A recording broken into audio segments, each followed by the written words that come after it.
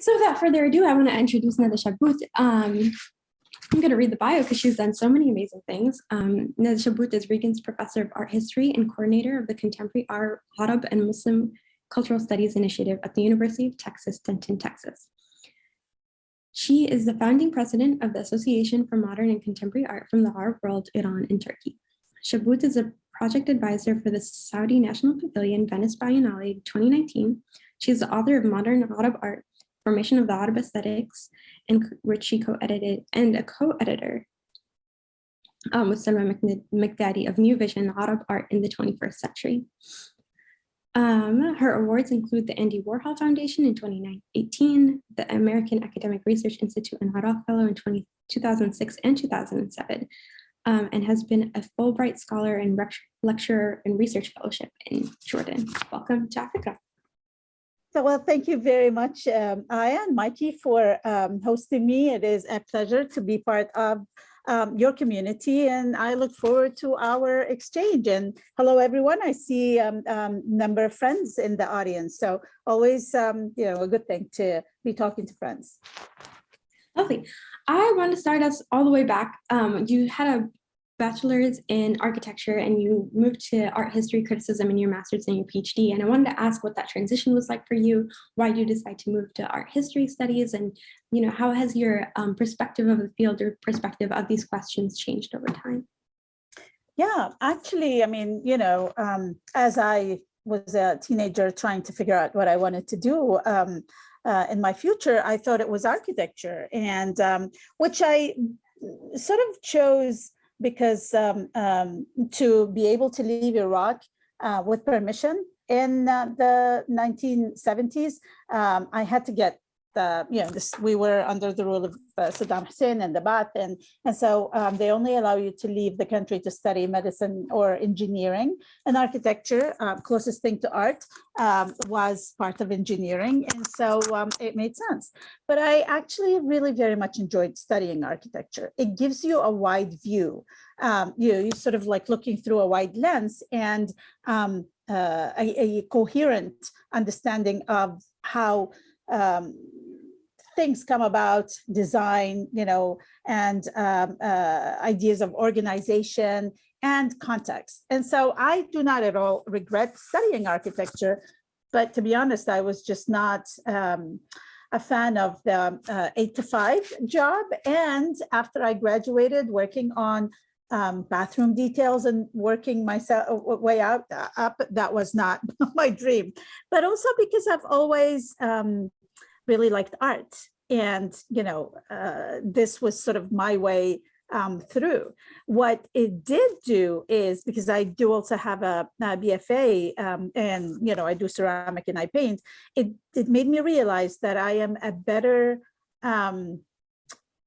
I'm a good designer. I love working in architecture, but I think I'm a better sort of, looking up from above as opposed to making the art. So it kind of made me understand that I needed to move into more contextual thing. And it's strange because, going to high school in Baghdad meant that I hated history because of the way it was taught. And so to actually then go into art history was quite the jump, but it was the right choice. I'm glad I did that. And then how has your relationship to the field kind of changed over time?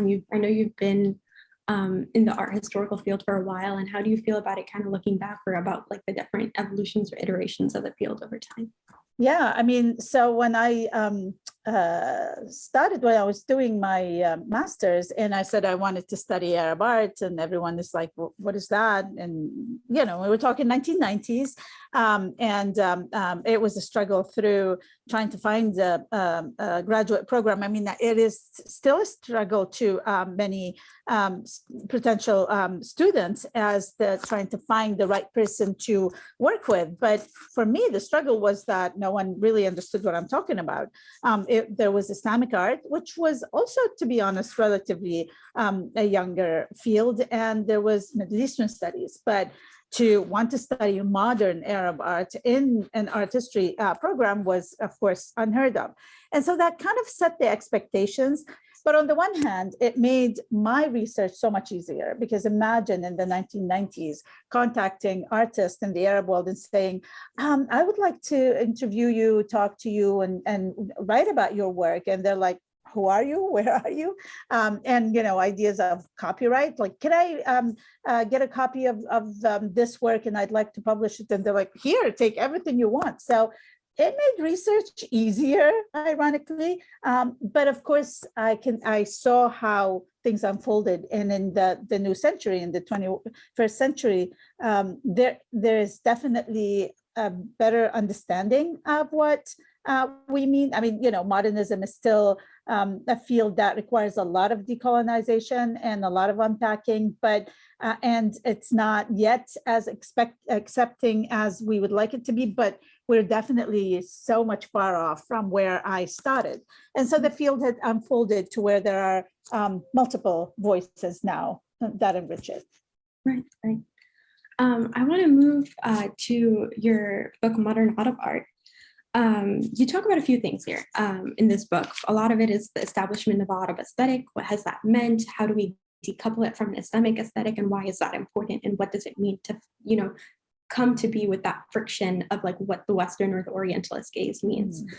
So a few questions kind of come from that for me. The first is like, can you talk a little bit about like the tension of defining Arab modern aesthetic and a sensibility, and what does it mean for these artists in that moment in the mid-1900s to create an aesthetic, and what psychological and social pressures or experiences were they grappling with in the creation of their visual language? So this book, of course, was based mostly on the research I did for my PhD. And a lot of this material was what was available in the 1990s. I think, if anyone is reading this, to also look at the modern art in the Arab world, the primary documents publication by the Museum of Modern Art in New York, because it actually sort of continues that story. It gives you those voices. It tells you what those artists were thinking about. To me, in modern Arab art book, what was important, and I guess this sort of comes from that struggle of trying to find a place that can hear what I'm trying to say, is I essentially had to sort of study on my own what is Islamic art, so I can say, well, this is not it. This is something different. This has changed and moved. I was sort of always struck by the fact that Islamic art literature, scholarship kind of dwindles when we get to the 18th and 19th century. So we sort of almost don't know what happens in these two centuries. And then all of a sudden, we have the 20th century, but also very little is said about it, whether by scholars of Islamic art, understandably, or, anyone else.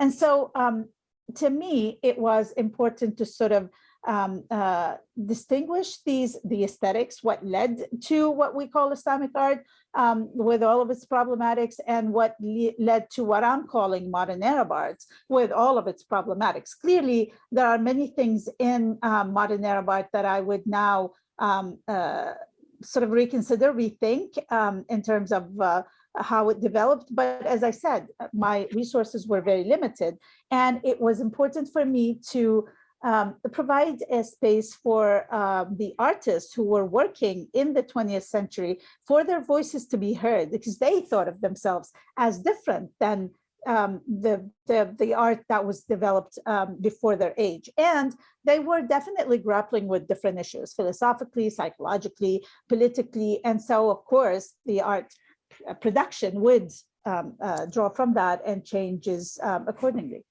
Yeah. Can I push a little bit? What's one thing, for example, that you would reconsider that was in this book that you have revisited and revised? So, I mean, as I was so particularly focused on that distinction between Islamic and the modern, I have since, and I have to say that even when I did that in the book, I did say that, of course, the continuities are there, but they were not sort of the main focus. I may sort of rethink this in a bit, and which means I rethink that rupture that I sort of highlighted strongly.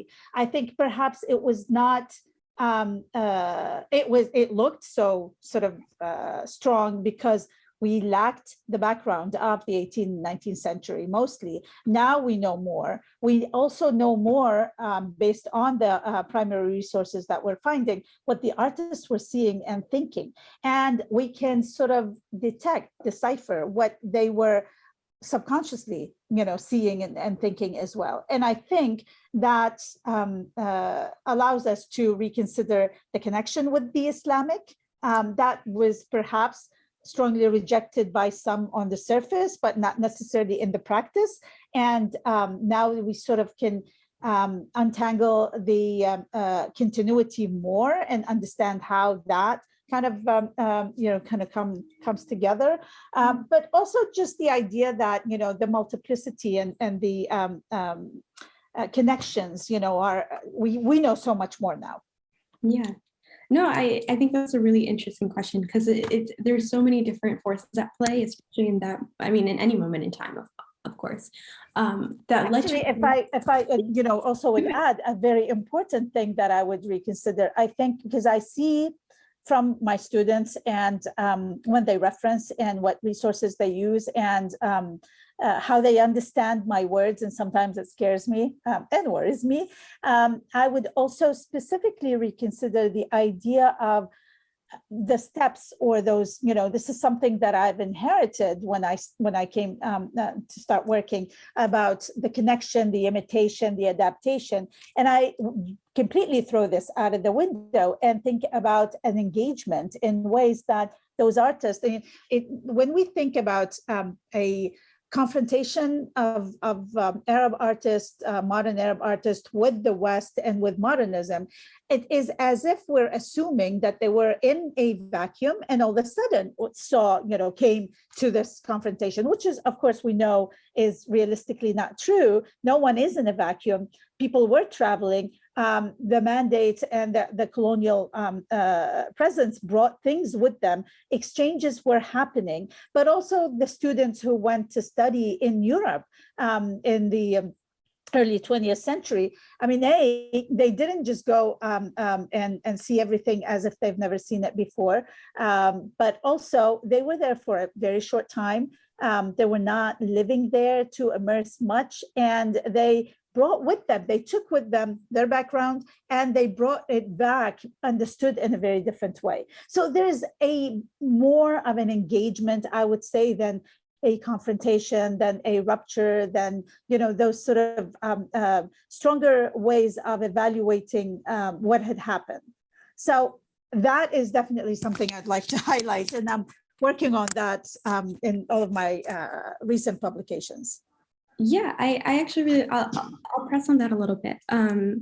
It's really interesting because we constantly see this tension of like that bifurcation or that confrontation and this dichotomy. And I think, at least for me, the way that I really like to re-bridge it back into it is like, when we come to think of the formation of the self, there's always so many multiple forces that come to define our worldview or define our perspective.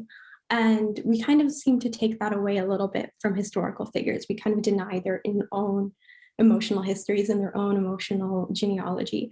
And I think that this kind of comes in, allows me to ask the question that I was really interested in next, which is like, when you think about these figures, they were kind of taking in so many different changes at that period of time, and that constitutes their travels to Europe, their own kind of the resurgence and their re-grappling with their own national histories or their state histories.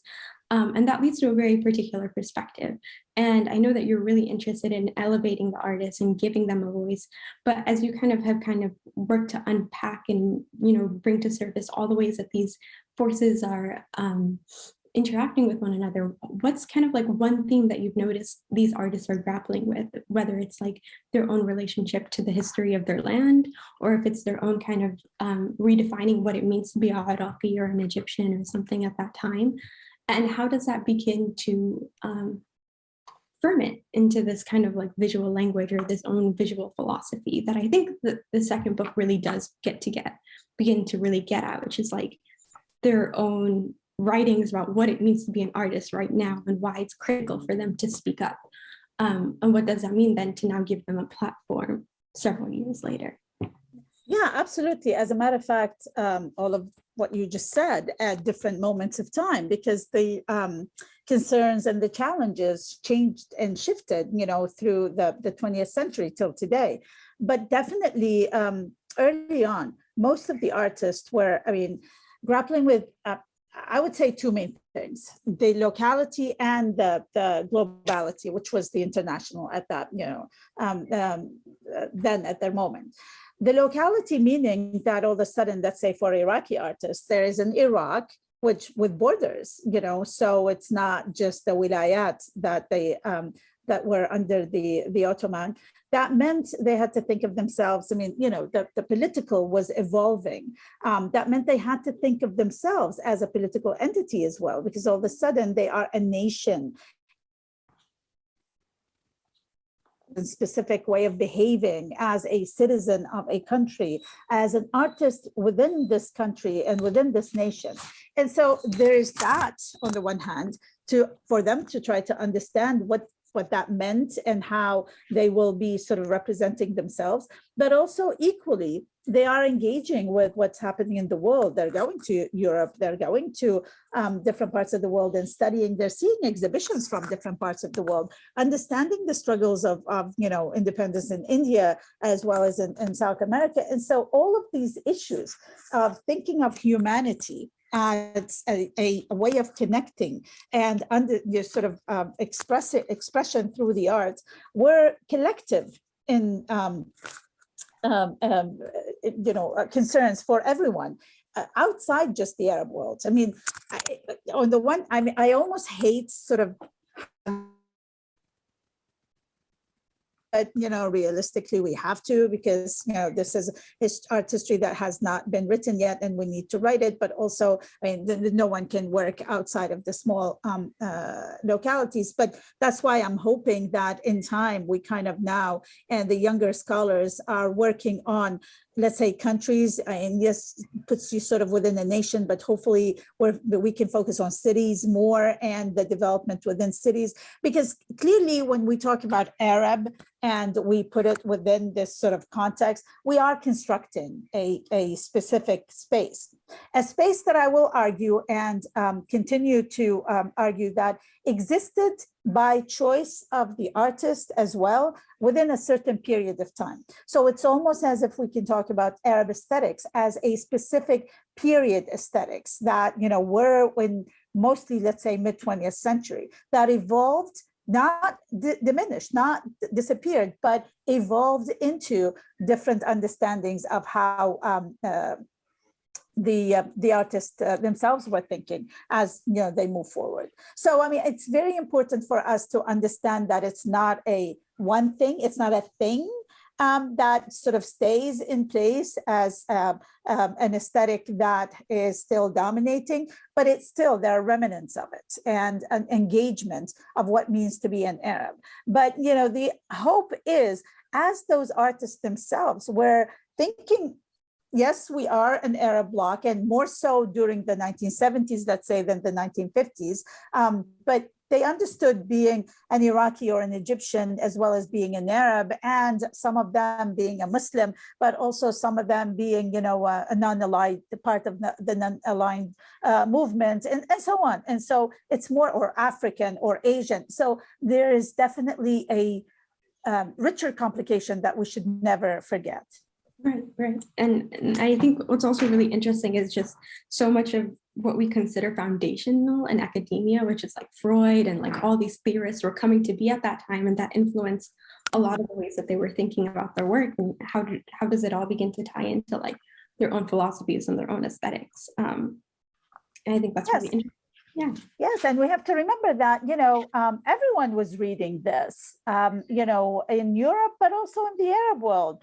yes, some of it translated to Arabic, and so maybe the interpretation differs, but many also were reading in the original languages. And so this was not sort of just privy to Europeans, but rather those are the artists of the 20th century, specifically the same way many of our artists today think about themselves as part of the global contemporary. They thought of themselves as the part of that international contemporary of their time. Yeah, that's I'd love to get into it more, but I know we have a lot to get into. So we're going to kind of like shift and narrow in a little bit more on Iraq. You have a book coming out. I put one of Dia Azawi's works up because I know you work really closely with him. But can you talk a little bit more about like what were Iraqi artists, or I know we're into the whole country, and I know you want to focus a little bit more on cities, so feel free to do that as well. But how were they reckoning with, you know, the changes in Iraq's political situation, in the ways that they were coming to see themselves as artists? What was visual arts like in the period that, you know, you're really interested in exploring in this next book?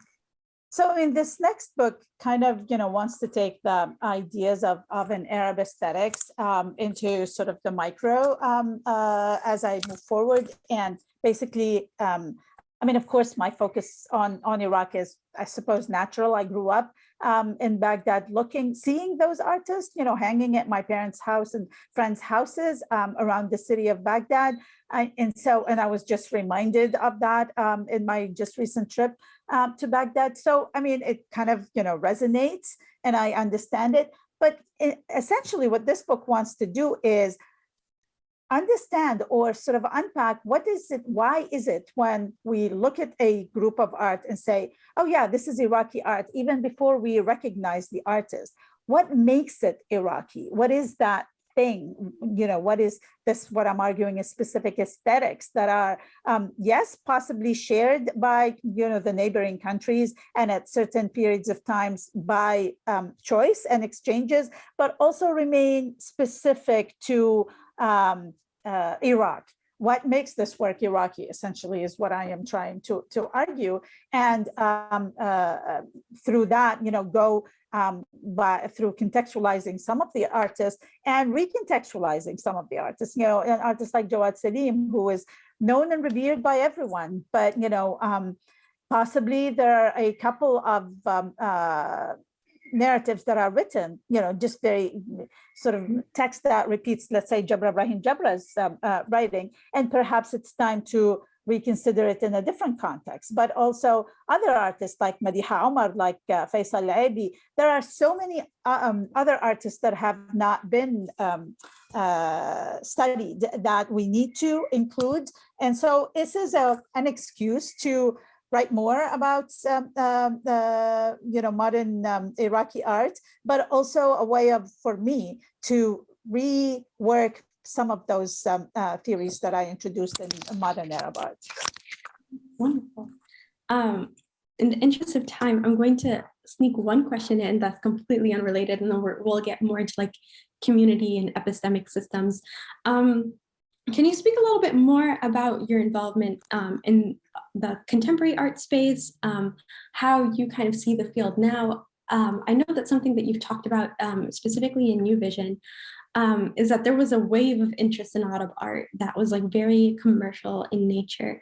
And I would really like to hear a little bit more about like, how do you feel about it now? COVID went through the art world in a very particular fashion. How are you kind of seeing the field evolve like in 2022? What does, you know, the contemporary art and gallery scene look like for Arab artists? This is a very important, interesting question at a moment when, of course, you know, we are in the Venice Biennale week, opening of the Venice Biennale, and there is the Saudi, the UAE, the Oman, the Lebanese, and, you know, and other representations of contemporary Arab artists, and the France Pavilion, and very, you know, various other pavilions, which sort of, you know, what is interesting about this specific representation, let's say Zainab Sidera in the French Pavilion, with sort of the Arab connections. I think that in itself dismantled the notion of an Arab as a sort of distinct or exotic, other, because now, while yes, we have the national pavilions, and I mean, the Venice Biennale remains the strange thing because it's about nations, yet, it's so complicated by the multiple identities of artists. But definitely, the market and money is always very important. The financial part is always very important. And I joke and say that, us, the scholars of modern Arab arts, took full advantage of the market interest in the contemporary, because we were trying to sort of, get our voices across and contextualize the artists that we work with, but, we're not heard as efficiently as we wanted to. But then the market happened, auction houses happened, and the art started selling, and the contemporary as well. It was exhibiting more, and it needed to be contextualized beyond the paragraph of who this artist is. And so we were like, yes, here we are. We're happy to jump into this conversation, and definitely sort of took advantage of that moment. So, while it's important what happens in auction houses, what happens in the market, it makes it so much more important for scholarship to actually kind of secure the understanding of this and not allow it to go outside beyond just rather remain within the commercial. It needs to be within the scholarly. So I see the commercial as a way of, with all of its problematics, and we can talk about that in very different ways. And clearly pricing, monetary value of artwork means only that there's demand on the work, or a certain publicity of it does not necessarily indicate historical value of it, but often there are these sort of intersections. But it is important for the commercial because it does bring the attention. Arab artist prices did go up, and so and that, as I said, fueled the need for the scholarship, for the literature. And so it's important to not dismiss the commercial simply because it's commercial, but rather sort of take advantage of that moment and make sure that the other voices are there, are allowed. And it's all for the benefit of the artist at the end anyway, the market. Scholarship does not necessarily work for the benefit of the artist or an artist, but rather for the field in general. And so it's an important thing to also understand that what art historians do is try to evaluate what was important as opposed to, oh, those are the artists I like, for example, which sometimes is what the market does. Right. And kind of leaning into that moment and finding some kind of dynamism and relationship between the two. We're going to do a hard pivot into knowledge communities and creating community. So you founded AMCA. I think it's a critical organization for scholars to kind of meet and discuss their ideas. Can you discuss how AMCA was founded, what that process was like for you? You have a tremendous resource page, which I guess we're plugging in this conversation. I think it's really important.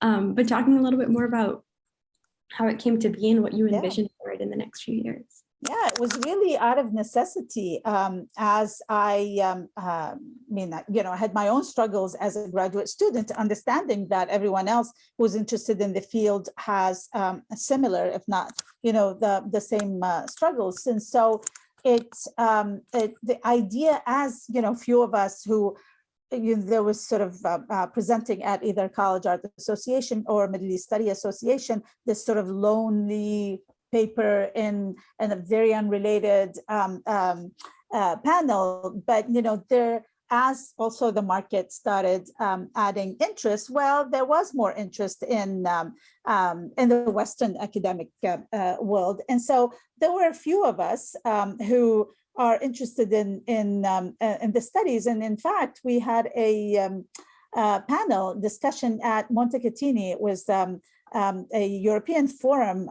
that allowed this sort of workshops, a 3-day workshop.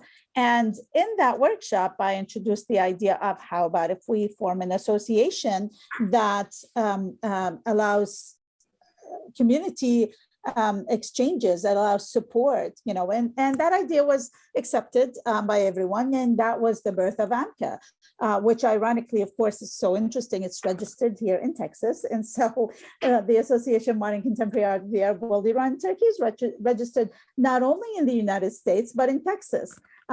In fact, I joke, or my husband always jokes, because I borrowed money from him to register the association. So I think it is a very important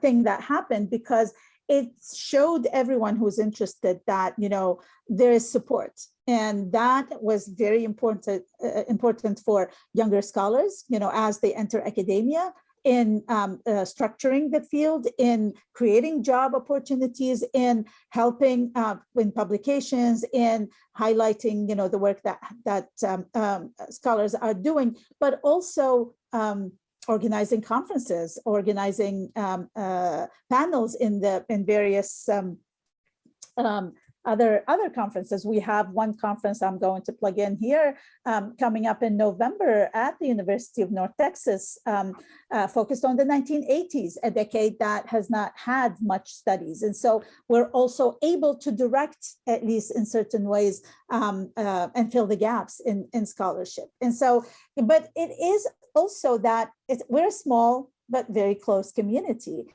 And you have here a photo of Annika Lenson, who was part of the Nukta Art Point series. I met Annika in 2007 at her first semester at MIT, and I was a visiting professor there. So, she took class with me, and then things just sort of unfolded and grew in an amazing kind of way. And now I look back, or I look at the scene now, I sit back and look at the scene and see two generations of scholars who are involved in AMCA, or have been involved in AMCA.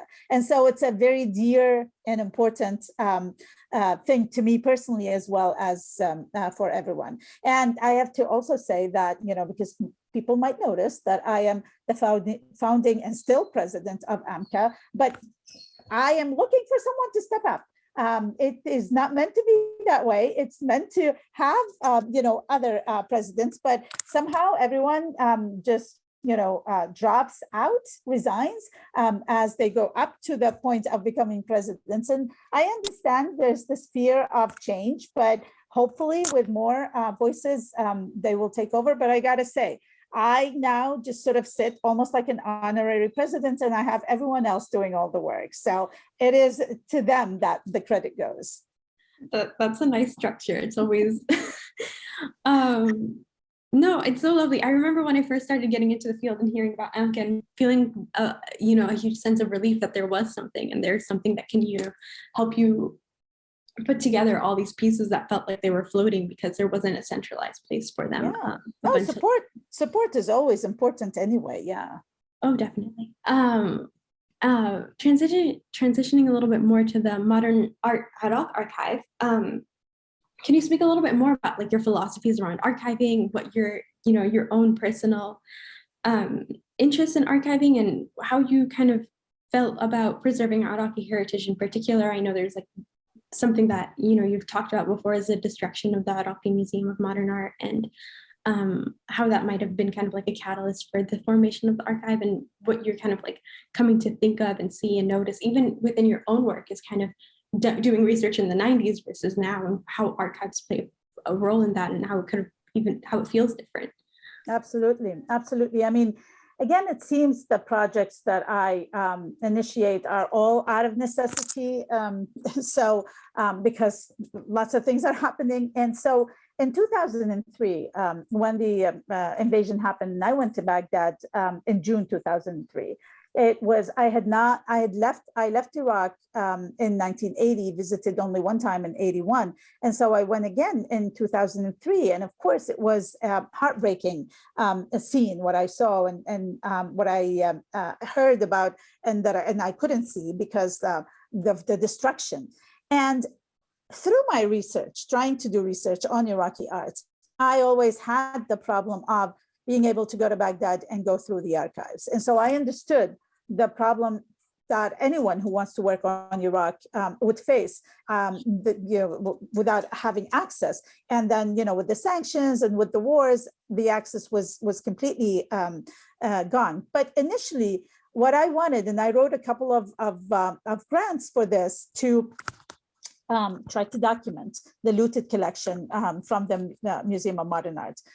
There's something that didn't even have an archive at the time, because the archive had disappeared as well. So what were the works in the museum? Who did these works? These are works that were not necessarily published. There were a few publications that I could find published by the Saddam Center for the Arts or the Ministry of Information in the 1960s and 70s that kind of gave me clues. Some of the books, I mean, I started trying to find all the archival material that I can, all the sort of primary sources of the books that were published during the time, speaking to artists, just so I can locate, identify some of those works, locate them in history, not in physical space.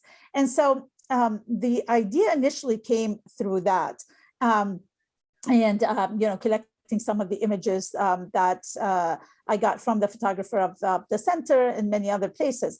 But eventually, it kind of grew into more than just the images of the looted works, because clearly I came to, very early on, came to the conclusion that that's an impossibility to even know what was in that collection. I think it still remains an impossibility, having just been to the museum in Baghdad and seen the works that they have that are, in bad need of restoration and cataloging correctly. So I knew that was not going to happen. I cannot trace where these works have gone, but what I can do is, present, have some information, as much information as I can. And this project, working with the Alexandria Archive Institute, was to be sort of an open source where whoever has information can send and upload. And we did get at the beginning, people who randomly were in Iraq in the 1950s or 60s and had picked up a book or slides or something like that, contact me and send me material. But I also had a lot of artists uploading information saying, well, I had work in the museum. Here's the work that I had in the museum. Or others who are, the contemporary. I think, the idea of the archival is still misunderstood. I had to limit the period because otherwise, this will be a non-ending project. But then I was approached by, who was a student at the time, Salim al-Bahluli, and said, how about if we, kind of change this into sort of more of a mapping of the archival material and I thought that was a brilliant idea because we need to have text. And so whatever I had accumulated, whatever he was doing for his research, and artists like the Al-Azawi opened up his library for us, and we've been scanning and adding to this website. I have to say that, of course, we're in bad need of funding and manpower. And so I have more material, but I have just not been able to add, but I'm hoping that Al Mawrid Center at NYU Abu Dhabi would eventually connect to this, and then, we'll funnel the archives through Al Mawrid instead of doing it physically. Anyway, it's a better idea to sort of connect everything together. So Maya can be folded or connected at least to Al Mawrid. But I know that it has been an important resource for research for anyone who is working on Iraqi art.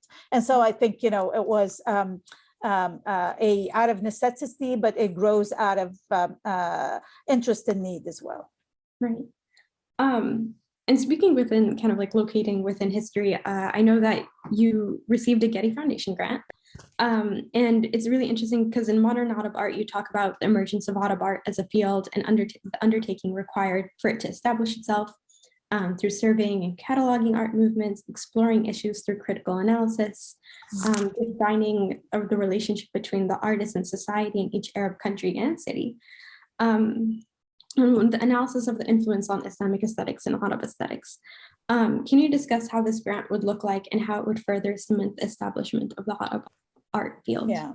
Yeah, and again, this is a grant that came out of a different story that where the Getty Art History Connect wanted to connect with the art history in the Arab world, Iran and Turkey, and I said, you know, we really don't really know much about it. Everyone has been tiptoeing around this notion of is art history global, and you know, something that has been discussed in various ways, and you know, we reject the idea of art history cannot be global, but at the same time we know art history is different things in different places. And so what this project wants to do is understand what is art history in the Arab world, in Iran, in Turkey. You know, just saying that, well, they're not publishing, they're not teaching art history is not enough. It's not convincing. Art is being produced, history is written. Why wouldn't art history be, you know, a consideration as well in these countries? And so the idea of trying to map it, understand you know, what is it that they're doing, what is it that they're studying, what is important to them and what is important to highlight, and you know, without trying to sort of hegemonically understand art history in one way only, is the aim of this project. And we are a team of 7. The world is big, but also we are realistic that we cannot cover everywhere. And so, you know, you cannot go, because this is a grant, you cannot go to Syria, you cannot go to Palestine, you cannot go to Iran. Treasury Department will not allow money to be spent there. So there, you know, we're trying to find ways around it. But it's really interesting. Again, having just come from Baghdad and was at the College of Fine Arts, to see what students are studying there, what are their, what is important, and how their understanding of art history is. You alluded in a couple of questions ago, which I think I did not necessarily reflect on, the issue, the COVID sort of seclusion. Ironically, I think it worked to the benefits in certain ways of connecting many places, because there were a lot of online forums. The world discovered the online forums. So I was, for example, attending talks at Qadisiyah University in Iraq, and different you know, people from all around the region were connecting through forums like this. And so on the one hand, yes, we were all sort of in our own spaces, but we were in our own virtual spaces connecting with others. So I think that kind of, you know, also helped us understand the digital platform as a different way for this project.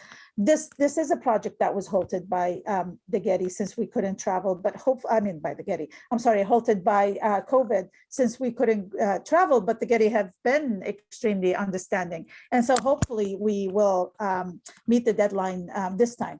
And ultimately, aside from just mapping, we do want to, as another form of decolonizing the field, understand what art history is everywhere else, and you know, move away from that Orientalist sort of lens of what the region does. Yeah. I will move us to the quick Q&A so that we can get to everybody else's questions.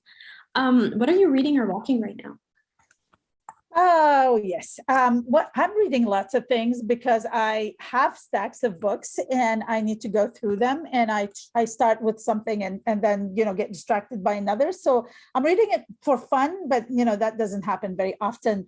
A novel by Ruqayya Azzeddin called Watermelon Boys. You know, haven't gone very far into it, but it talks about an Iraqi and a Welsh person. In the author's background is Iraqi Welsh, and 1915 in Iraq. And so it's that sort of description of the scene of Iraq during that period that I'm really interested in. And so I'm, you know, reading that, but also started reading a very important book that I think I recommend for everyone by Sanjukta Sundaresan, Partisan Aesthetics, Modern Art and India, Long Decolonization, because clearly, as I said before, we shouldn't think of the Arab world, you know, and disconnect with the rest of the post-colonial world. There is the need to decolonize on every level, not just on the Arab world.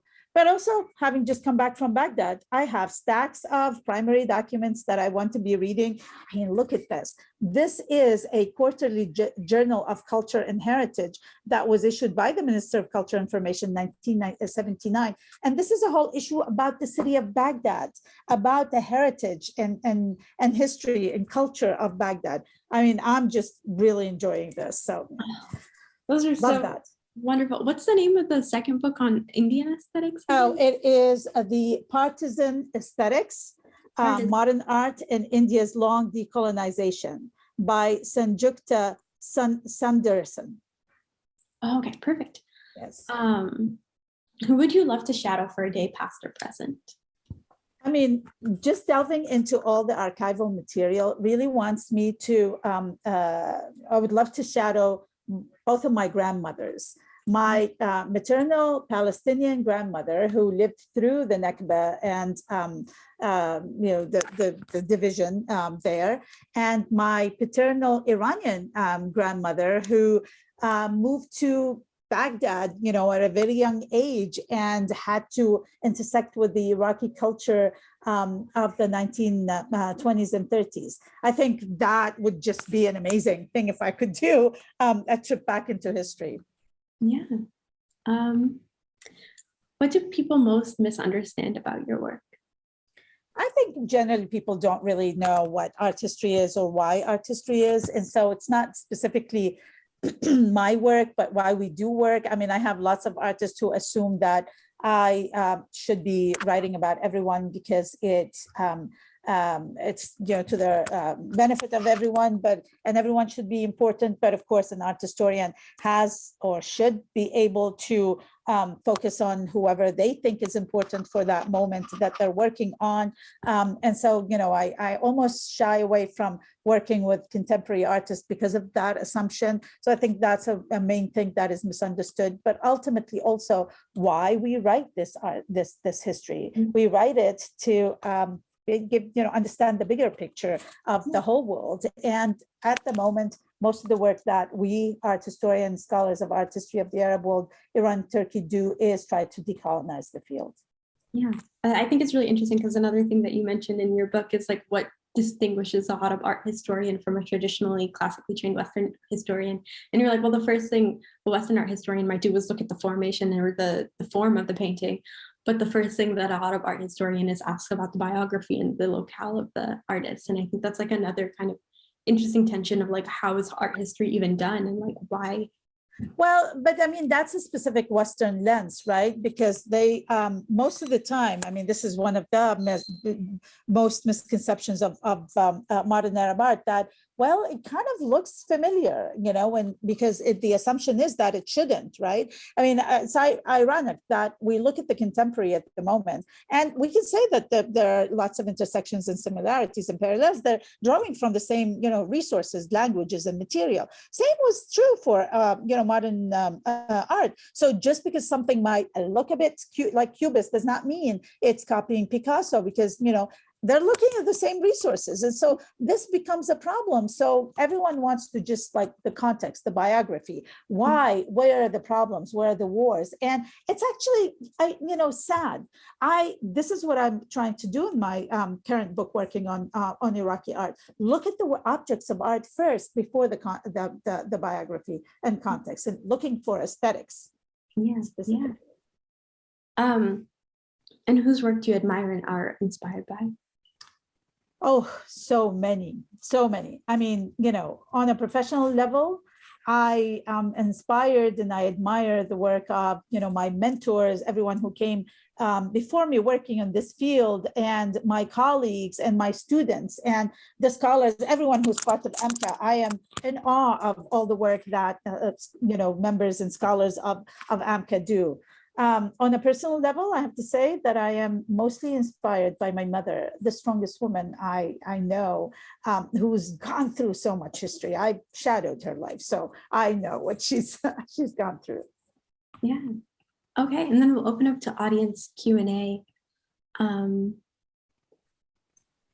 would you like to unmute yourself and ask your questions? Or would you like me to read them out? Okay, in the interest of time, I'll just read them.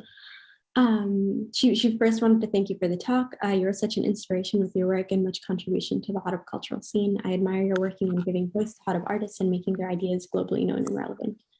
I have two questions. How important is it to translate these Hadab primary documents to English?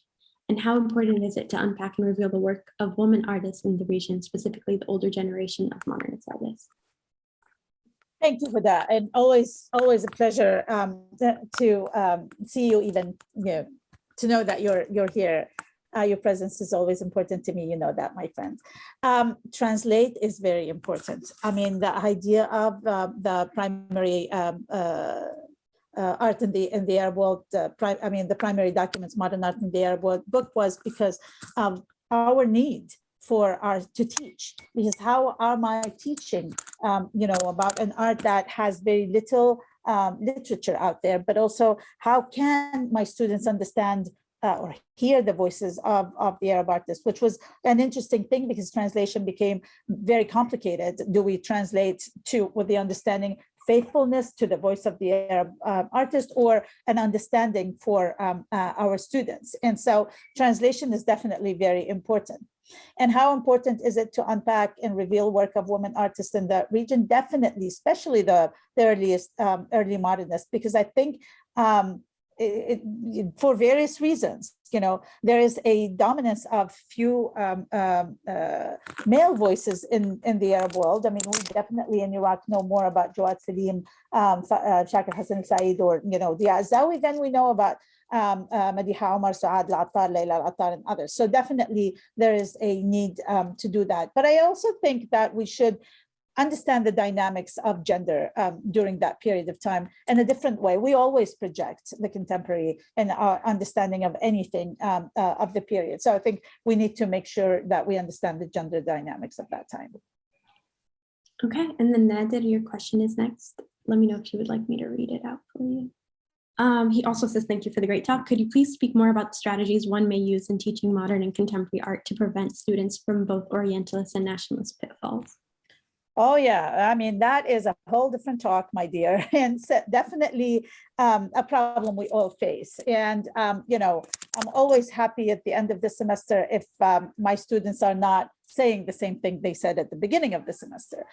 I think it's a process. It's definitely a process of making them hear. And this was the reason why we did that primary document book, making them read the voices, hear the voices of the artist. I think they understand the relationships in a very different way. It's just sort of something about, being at that moment of time, and what the artists are doing kind of dispels that, the Orientalist and all the sort of the misconceptions. But I think it's also important to contextualize works. Like we're looking at a work of Jawad Salim. Yes, he was in Europe, but I don't think we need to enforce the comparison with Europe, because there are so many other comparisons that can happen. We need to decenter our vision, our perspective. Europe is not the center for everywhere and not the point of comparison. I think if we are able to avoid doing that, then I think our students slowly can also shift, and many other strategies. Maybe we need a book on that.